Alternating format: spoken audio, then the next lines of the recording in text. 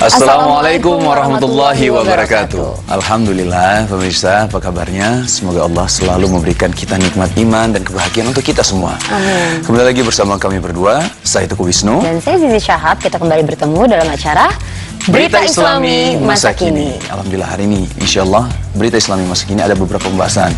Pembahasan pertama kita adalah tentang sejarah Islam di Mongolia. Sejarah Islam di Mongolia. Iya kan nggak banyak orang tahu ya, apalagi tentang Mongolia gitu yang memang tidak banyak mayoritasnya bukan agama Islam ya. Oke, yang kedua insya Allah nanti kita akan membahas tentang poligami. Iya, Nu. Gitu lihat ya. Iya, Nu. Pembahasannya nantilah itu di pembahasan yang kedua. Dan ketiga kita akan membahas, benar nggak sih kalau misal Al-Fatihah di rakaat ketiga ataupun keempat untuk sholat fardu itu tidak dibaca, tapi surat lain nggak baca lagi gitu ya? Iya. Nah sekarang kita mau bahas tentang sejarah Islam di Mongolia dulu ya. Ini dia.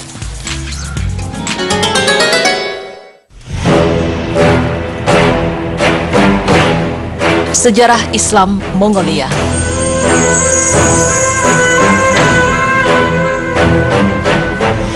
Mongolia adalah sebuah negara di sebelah utara Cina yang berbatasan dengan wilayah Siberia, Rusia.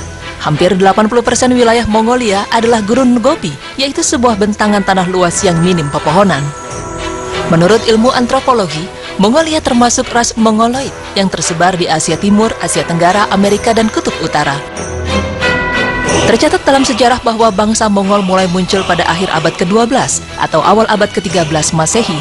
Mereka hidup sebagai pengembara dan tinggal di perkemahan. Kehidupan orang-orang Mongol dikenal dengan kehidupan barbar. Mereka tidak mengenal kebersihan dan memakan semua daging binatang. Mereka menyembah matahari di saat terbit dan ada pula yang mempertahankan kepercayaan kuno terhadap kesucian berbagai peristiwa dan benda alam.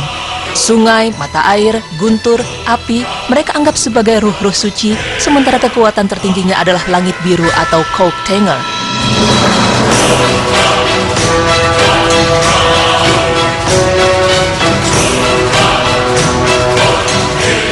Namun, di balik kehidupan orang-orang Mongolia tersebut, orang-orang Mongol juga dikenal pemberani, sabar, dan kuat menahan rasa sakit ketika diintimidasi oleh musuh. Dengan keberanian yang dimiliki, bangsa Mongol dapat menguasai beberapa wilayah. Pemirsa beriman, mungkin banyak yang tidak tahu mengenai bangsa Mongolia, karena peran negara ini di kancah internasional saat ini sangatlah minim, sehingga minim pemberitaan. Namun jika kita tengok 8 abad yang lalu, pada abad ke-13 tepatnya pada tahun 1174, telah lahir seorang anak dari bangsa Mongol yang bernama Temujin.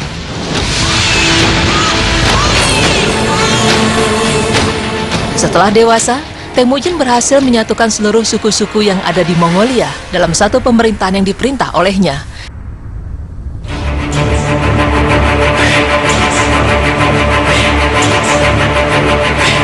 Dia kemudian diberi gelar nama yaitu Genghis Khan pada tahun 1206. Genghis Khan inilah yang menjadikan bangsa Mongolia layaknya mesin tempur yang hebat dan disiplin dan memiliki kekuasaan kekaisaran yang terbentang meliputi sepertiga daratan bumi dari Asia hingga Eropa Timur selama kurang lebih 150 tahun.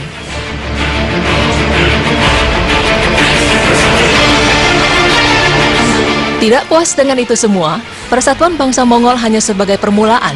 Tujuan utama Genghis adalah menguasai dunia, kemudian mulailah bangsa Mongol melakukan ekspansi besar-besaran. Negara yang pertama kali dikuasai bangsa Mongol adalah negeri Cina. Seluruh daratannya berhasil dikuasai pasukan Mongol yang dipimpin oleh Genghis Khan. Mereka menumbangkan dinasti Songdan, disempurnakan oleh cucunya Kublai Khan tahun 1279, serta mendirikan dinasti Yuan tahun itu pula.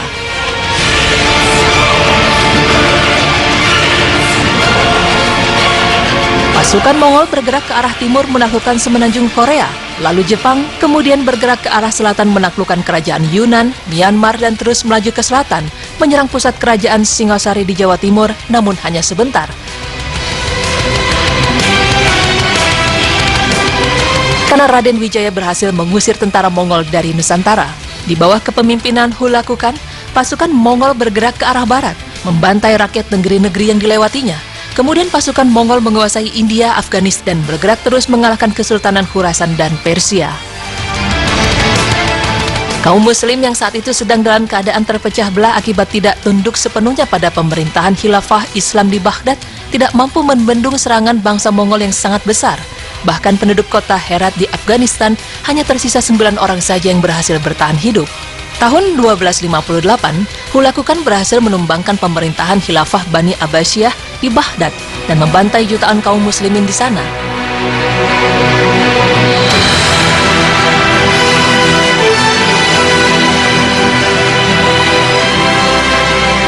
Selain menghancurkan kota Baghdad, tentara Mongol juga membakar dan membuang buku-buku ilmu pengetahuan yang berada di perpustakaan Baghdad. Serangan bangsa Mongol digambarkan oleh Ibnu Taimiyah sebagai kengerian yang luar biasa dan sulit diterima oleh akal sehat. Ibnu Taimiyah adalah salah seorang yang selamat dari serangan tentara Mongol. Beliau dan keluarganya berhasil melarikan diri ke Mesir. Pasukan Mongol terus bergerak ke Palestina, namun mereka dihadang oleh tentara Mamluk dari Bani Mamalik yang dipimpin Muzaffar Al-Qutus di Ain Jalut bersama Ibnu Taimiyah. Al-Qutus berhasil menghadang dan menggagalkan serangan Mongol ke Palestina dan Mesir. Pasukan Mongol berhenti menyerang kaum muslim setelah kalah telak di Ain Jalut. Namun di sisi lain mereka terus melakukan serangan ke Eropa, mengalahkan kerajaan Rusia, terus bergerak menguasai Eropa Timur, mengalahkan bangsa Viking di Swedia. Tentara-tentara Eropa juga tumbang setelah kalah melawan tentara kuda Mongol yang lebih pendek dan kecil, namun sangat gesit, sehingga seluruh Eropa Timur dikuasai Mongol.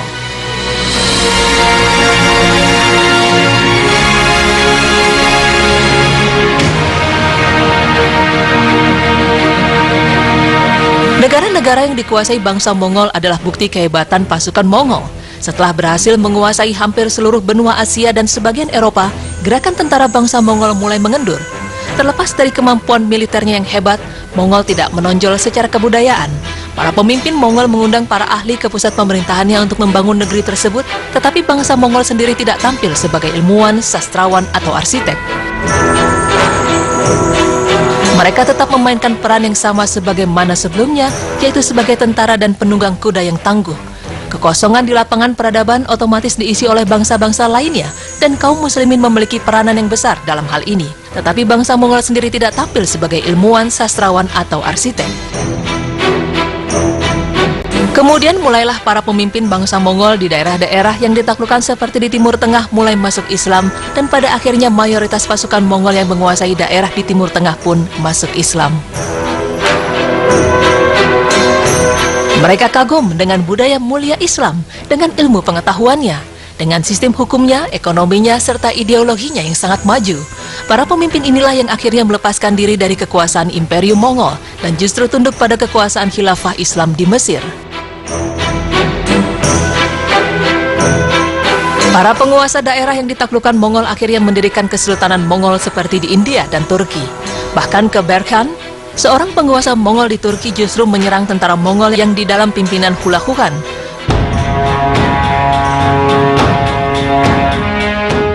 Walaupun Berke Khan dan Hulakukan adalah saudara, tetapi Berke Khan lebih mencintai Islam dan kaum muslim daripada bangsa Mongol.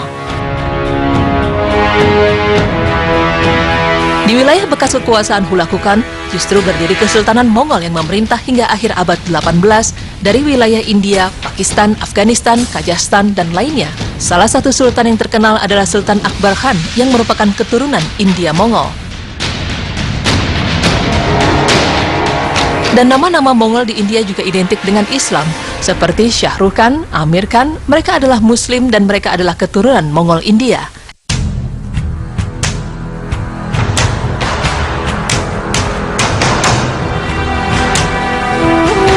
Jika Anda pernah menonton film My Name is Khan, itulah adalah nama Muslim dari India. Beberapa keturunan Mongol nantinya juga menurunkan Bani Utsmani yang nantinya mengambil alih pemerintahan Khalifah Islam, yaitu Khilafah Utsmaniyah. Muhammad Al-Fatih juga masih punya darah Mongol. Di Cina, pada saat dinasti Yuan dikuasai Mongol, justru di sana Islam berkembang sangat pesat. Orang-orang Arab dan Uighur yang beragama Islam mempunyai ilmu pengetahuan dan teknologi maju, direkrut oleh pemerintah Yuan untuk membangun Cina, dan ini adalah kesempatan bagi mereka untuk berdakwah.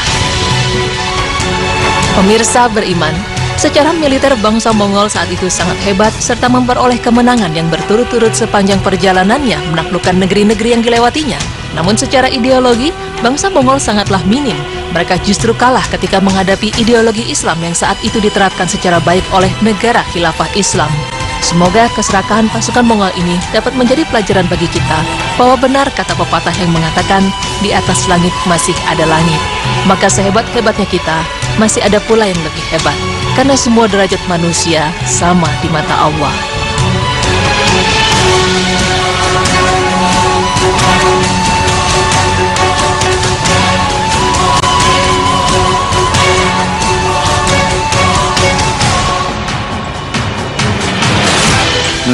Oke, ini nambah lagi nih wawasan kita tentang sejarah ya. Karena kita tahu memang bangsa Mongolia ini, kalau misal kita ngomong tentang Mongolia, tidak terlepas dari Genghis Khan ya. Seorang pemimpin yang memang terkenal sangat kejam sekali, dan akhirnya karena kepemimpinan beliau ini bisa menguasai banyak wilayah gitu. Nah, memang kalau bangsa Mongolia ini terkenal dengan keberaniannya, ketangguhannya. Tapi balik lagi ya, kekejaman mereka itu begitu luar biasa sekali. Itu terbukti ketika mereka menguasai Baghdad. Nah, di sini memang kita lihat banyak sekali ya. Tadi Ibnu Taimiyah memang mengatakan bahwa tidak masuk akal kekejaman dari bangsa Mongolia. Semua dibabat habis, sampai buku-buku dibakar semua ya. Tapi memang sekali lagi, mereka memang terkenal sebagai pemberani, tentara yang tangguh. Tapi ada kekosongan yang di antara mereka, yaitu tidak ada ilmuwan di antara mereka. Nah, ini suatu kekosongan ini akhirnya diisi oleh saudara-saudara kita yang dari Islam ya sih ya. Iya, jadi ketika mereka berperang ke daerah Timur Tengah, akhirnya mereka menemukan Islam, mulai mencintai Islam, dan kebanyakan para prajurit ini kebanyakan pindah menjadi Islam. Benar sekali. Jadi memang mereka akhirnya dari banyak juga pemimpin-pemimpinnya ya sih ya.